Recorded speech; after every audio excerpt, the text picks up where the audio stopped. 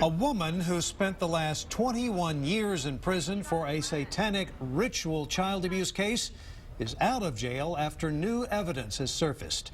Back in 1992, Fran Keller and her husband Dan were convicted of sexually abusing children at a preschool they operated at their home in Southeast Austin. Tonight, KXAN's Omar Lewis breaks down the case and has the reaction from outside the jail. It's a case that caused outrage in Austin back in 1992. Fran and Dan Keller accused of sexually abusing children at their home daycare. They were also accused of taking those children on plane rides to Mexico and making them take part in satanic rituals that included human and animal sacrifices. All imaginary. It was just hysteria. During their trial, an emergency room doctor testified that lacerations on one child showed evidence of sexual abuse.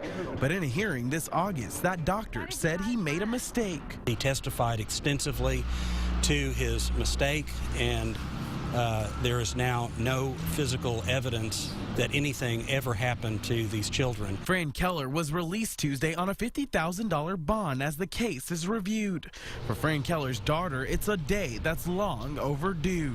I lived with my mom. You're not going to turn around and be a child molester at the age of 40 years old and start worshiping the devil at the age of 40 years old. It's just ridiculous. Dan Keller is expected to be released on bond sometime next week.